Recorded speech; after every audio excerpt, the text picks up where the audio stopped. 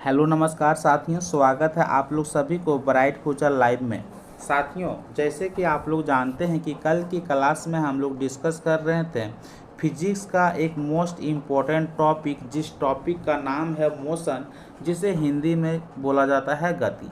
इस टॉपिक से हम लोग 30 इम्पोर्टेंट क्वेश्चन को डिस्कस कर रहे थे जो एग्ज़ाम में बार बार पूछे जाते हैं।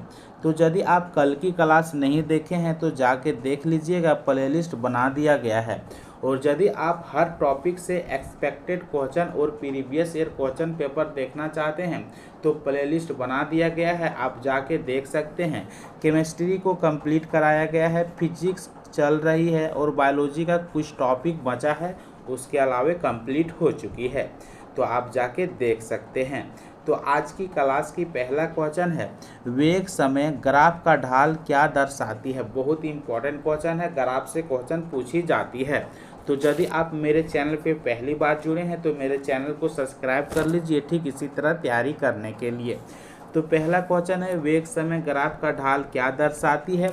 तो वेग समय ग्राफ का ढाल त्वरण को दर्शाती है, क्योंकि त्वरण बराबर होती क्या है, तो त्वरण बराबर वेग बटा समय होती है। इस बात को नोट डाउन कर लीजिएगा। हम लोग कब से बताते आ रहे हैं इस क्वेश्चन को, जब से हम लोग स्टार्ट किए हैं फिजिक्स का क्लास, जहाँ की शुरू किए थे पहली क्लास में एसआई यूनिट और मेजरमेंट और बीमीय सूत्र।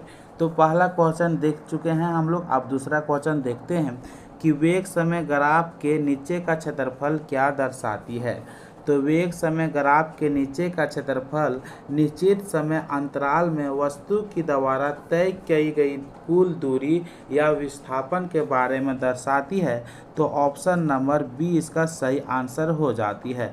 यदि यहाँ दूरी ऑप्शन में नहीं रहता तो विस्थापन रहता, इस बात को ध्यान में रखिएगा। क्वेश्चन कहीं से भी घुमा के पूछ सकता है। अगला क्वेश्चन पूछ सकता है कि त्वरण समय ग्राफ के नीचे का क्षेत्रफल क्या दर्शाती है।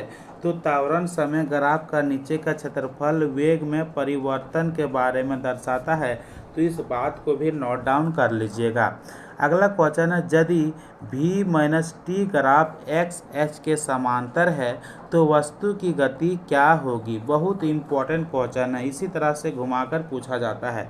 अब यहाँ v क्या है, तो v जो से वेग है, t क्या है, समय है। तो ये क्वेश्चन इस टाइप से पूछा गया है कि यदि वेग समय ग्राफ एक्स एच के समांतर है तो वस्तु की गति क्या होगी। तो बहुत इम्पोर्टेंट है। तो हम लोग अब डिस्कस करेंगे कि यदि वेग समय ग्राफ एक्स एच के समांतर होती है तो वस्तु की गति एक समान गति या नियत वेग होती है। तो ऑप्शन नंबर बी इसका सही आंसर हो जाती है। एक समान गति या नियत वेग, वही एक समान वेग या तो नियत वेग या तो एक समान गति, इस बात को ध्यान में रख लीजिएगा। अगला क्वेश्चन है 12 नंबर का, गति का एसआई मात्रा क्या होती है। तो गति हम लोग कैसे बोलते हैं, तो चाल को बोलते हैं, ठीक है। और चाल को इंग्लिश में क्या बोलते हैं, तो स्पीड बोलते हैं। तो चाल बराबर क्या होती है, तो दूरी बटा समय होती है। तो हम लोग बोल सकते हैं कि गति बराबर क्या होती है, तो दूरी बटा समय होती है।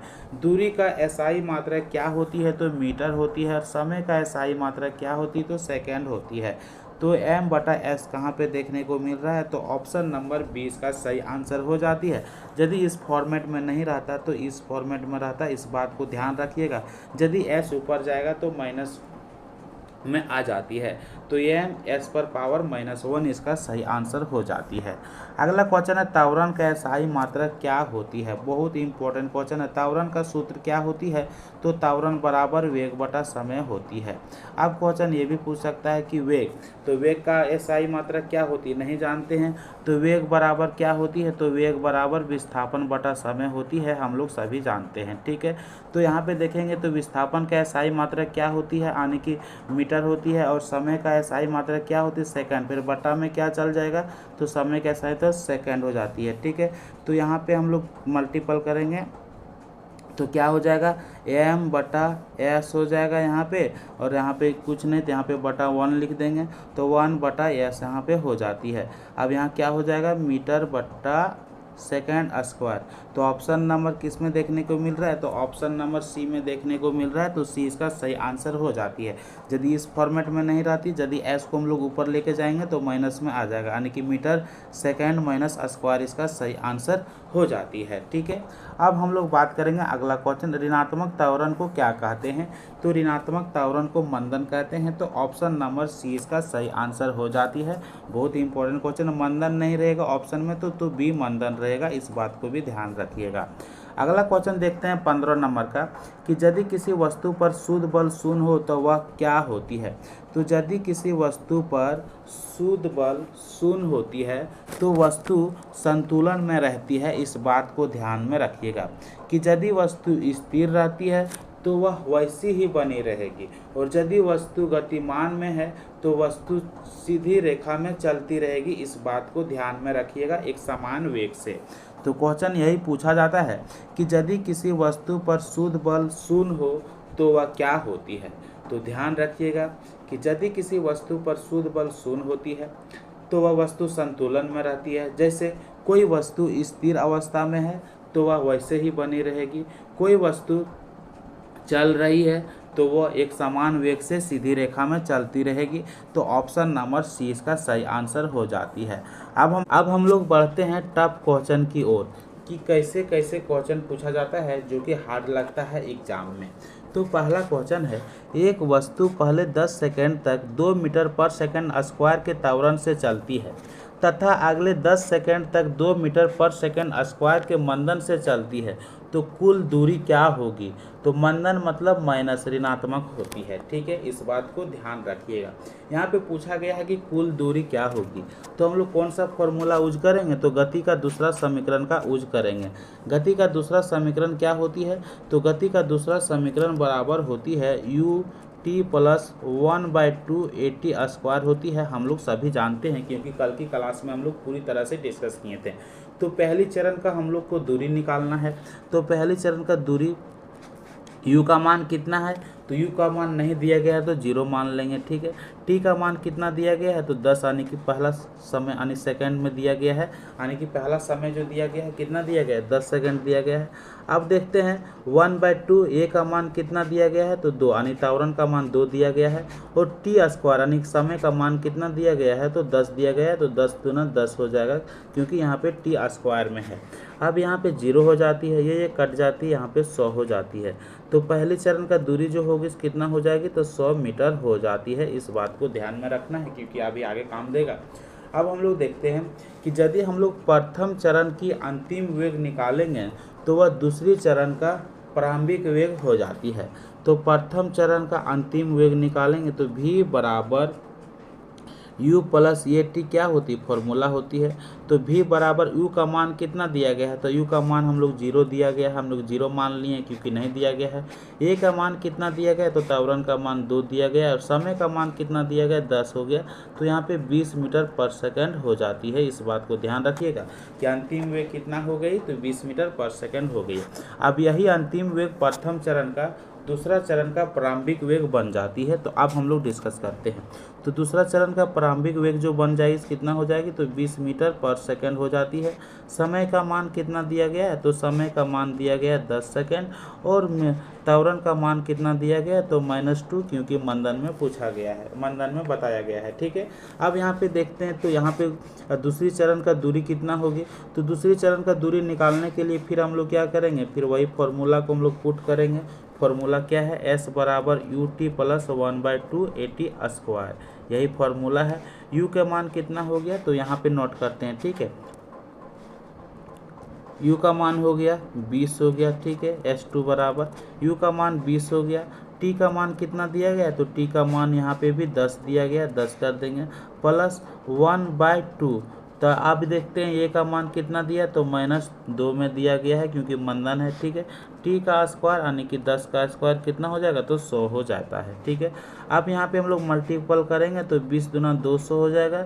यहाँ पे 2 कट जाएगा यानी कि माइनस हो जाएगा, यहाँ पे प्लस था। ठीक है, तो प्लस और माइनस क्या हो जाएगा, माइनस हो जाता है। तो यहाँ पे हो जाएगा 100 मीटर, तो घट जाएगा तो कितना हो जाएगा, 100 मीटर हो जाएगा। तो दूसरा चरण का दूरी कितना आ गई, 100 मीटर आ गई।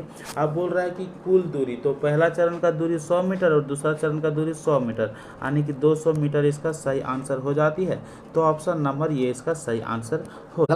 अगला क्वेश्चन है, एक वस्तु विराम से चलकर समान त्वरण से 20 सेकंड में 400 मीटर चलती है तो अंतिम वेग क्या होगी। तो विराम अवस्था मतलब u बराबर 0। ठीक है, समय का मान कितना दिया गया है, तो 20 सेकंड दिया गया है। दूरी का मान कितना दिया गया है, तो 400 मीटर दिया गया है। इस बात को ध्यान में रखिएगा। अब यहाँ पे बोल रहा है कि अंतिम वेग की मान क्या होगी।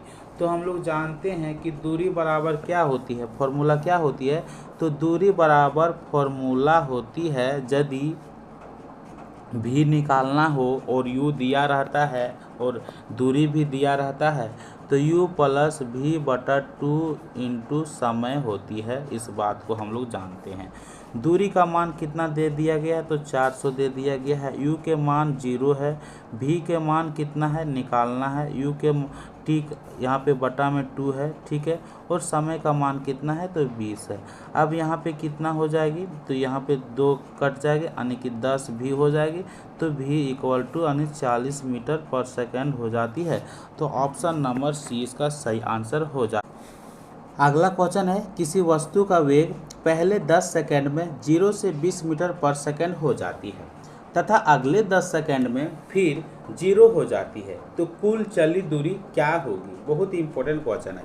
तो यहाँ पे हम लोग को u बराबर 0 दिया गया है, v बराबर 20 मीटर पर सेकंड दिया गया है और टाइम बराबर 10 सेकंड दिया गया है। तो यदि u भी t दिया रहती है तो हम लोग जानते हैं कि औसत वेग बराबर कितना होती है। तो औसत वेग बराबर u प्लस v बटा 2 होती है। तो औसत वेग का मान कितना निकल कर आ जाती है, तो u का मान 0 है, v का मान 20 है और t यानी कि 10 आ जाती है।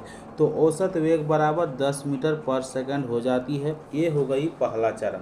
तो पहला चरण का दूरी कितना होगी, तो पहला चरण की दूरी बराबर औसत वेग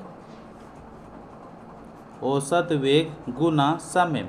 तो औसत वेग कितना हो जाती है, तो 10 मीटर पर सेकंड है और समय कितना 10, तो यहाँ पे हो जाएगा 100 मीटर। ठीक है, तो पहला चरण का दूरी जो होगी वह कितनी होगी, यानी चली गई दूरी जो होगी वह कितना होगी, तो 100 मीटर हो जाती है। अब हम लोग बात करते हैं दूसरी चरण। ठीक है, तो दूसरी चरण यानी कि अगले 10 सेकंड में फिर 0 हो जाती है। तो यदि अगले 10 सेकंड में फिर 0 हो जाती है तो वहाँ पे प्रारंभिक वेग का मान कितना हो जाएगा, क्योंकि पहला चरण में अंतिम वेग 20 मीटर पर सेकंड था, तो दूसरा चरण का प्रारंभिक वेग जो हो जाएगी सो 20 मीटर पर सेकंड हो जाएगी और अंतिम वेग जो होगी सो 0 मीटर पर सेकंड हो जाती है और समय जो दिया गया है सो 10 सेकंड दिया गया है। तो यहाँ पे हम लोग औसत वेग निकालेंगे। तो औसत वेग का फॉर्मूला क्या होती है, अभी हम लोग डिस्कस किए थे कि औसत वेग का फॉर्मूला होती है u प्लस v बटा 2 होती है। हम लोग सभी जानते हैं u के मान यहाँ पे 20 दिया गया है और v के मान यहाँ पे 0 दिया गया है और यहाँ पे 2 यानी कि यहाँ भी कितना हो जाती है, तो 10 मीटर पर सेकंड हो जाती है। अब हम लोग दूसरी चरण में दूरी निकालेंगे। तो दूसरी चरण का दूरी निकालेंगे तो औसत वेग गुना समय होती है। तो औसत वेग यहाँ पे 10 मीटर पर सेकंड दिया गया है और यहाँ पे 10 यानी कि 100 मीटर यानी कि कुल चली दूरी जो होगी सो पहला चरण में 100 मीटर चली, दूसरा चरण में 100 मीटर चली यानी टोटल 200 मीटर चली है। तो ऑप्शन नंबर सी के साथ इसका सही आंसर हो जाती है। अगला क्वेश्चन है, यदि किसी वस्तु का वेग समय ग्राफ त्रिभुज के आकार का है तो चली गई दूरी क्या होगी। बहुत ही इंपॉर्टेंट क्वेश्चन इसी तरह घुमा के पूछा जाता है, तो इस बात को ध्यान में रख लीजिएगा कि यदि किसी वस्तु का वेग समय ग्राफ त्रिभुज का आकार का है तो चली गई दूरी त्रिभुज के क्षेत्रफल के बराबर होती है। तो ऑप्शन नंबर बी इसका सही आंसर हो जाती है, यानी ग्राफ का क्षेत्रफल, यानी ग्राफ कौन सी है, त्रिभुज है, तो त्रिभुज का क्षेत्रफल का बराबर होती है। त्रिभुज का क्षेत्रफल का फॉर्मूला क्या होती है, तो त्रिभुज का क्षेत्रफल का फॉर्मूला जो होती है 1/2 आधार गुना ऊंचाई होती है। अब हम लोग आधार यहाँ पे किसको कहेंगे, तो आधार हम लोग समय को कहेंगे और ऊंचाई हम लोग वेग को कहेंगे। इस बात को ध्यान रखिएगा, यहीं से क्वेश्चन का आंसर आप निकाल सकते हैं। तो दोस्तों आप लोग को वीडियो कैसा लगा कमेंट करके ज़रूर बताइएगा, और अब हम लोग मिलते हैं नेक्स्ट वीडियो में फिर न्यूमेरिकल क्वेश्चन के साथ।